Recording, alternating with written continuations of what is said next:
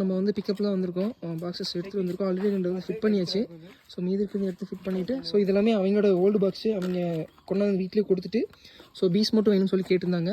So already எல்லாம் fix பண்ணியிருக்கோம், மீதி மட்டும் அங்கே இருக்குது.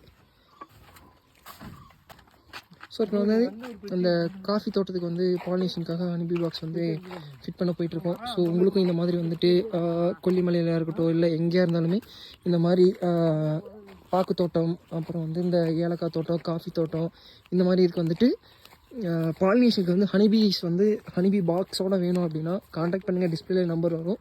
ஸோ தேனிப்பேட்டை வந்து நீங்கள் இங்கே இருந்தால் நம்ம வந்து டெலிவரி கொடுத்துட்ருக்கோம்.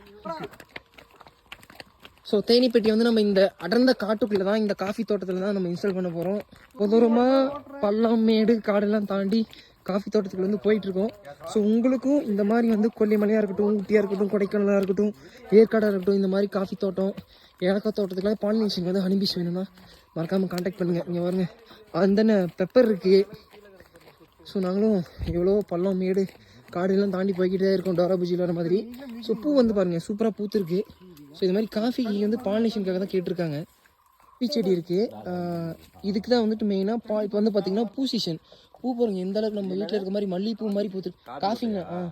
ஸோ இந்த பூக்கு வந்து பாலினேஷனுக்காக தான் நம்மகிட்ட தேனி பெட்டி கேட்டிருக்காங்க. ஸோ தோட்டம் வந்து போய்கிட்டே இருக்குது, ரொம்ப தூரமாக நம்ம பெட்டி வந்து தூக்கிட்டு போய்கிட்டு இருக்கோம். ஸோ போயிட்டு தான் இன்ஸ்டால் பண்ணணும். இங்கன்னா ஏலக்காய் பொரிச்சிட்டோம். அட இதுலயே காஞ்சிருமாடா ஏலக்கா? ஆமாங்கண்ணே, பொறிக்கு இப்படி தாங்க பொறிப்பாங்க. பாருங்கடா, இது இப்படி தான் பொறிக்கிறது. இப்போ மனம் சரியான மனங்கண்ணா. அப்படிங்க அப்பா, ஏலக்கானா ஏலக்காய் கீழே போடுறது அது விழுந்துருச்சுங்கண்ணா தெரியாம. ஒரு வழியா வந்து சேர்ந்துட்டோம் ஸ்பாட்டுக்கு.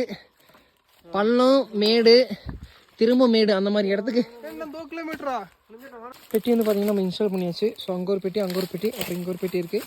ஸோ அங்கே வந்து இன்ஸ்டால் பண்ணிகிட்ருக்கோம். பெட்டி வைக்க வந்த இடத்துல பார்த்தீங்கன்னா பிரியாணி செடி இருக்குது. சும்மா பச்சைகளே சும்மா பயங்கரமான மனம் மணக்குது, அந்த அளவுக்கு மணக்குது.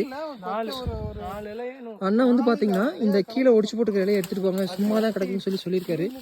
சும்மா மனம் அப்படி மணக்குது. இந்த மலையில் இருக்க இந்த மரம் வந்து அவ்வளோ மனம் மணக்குது.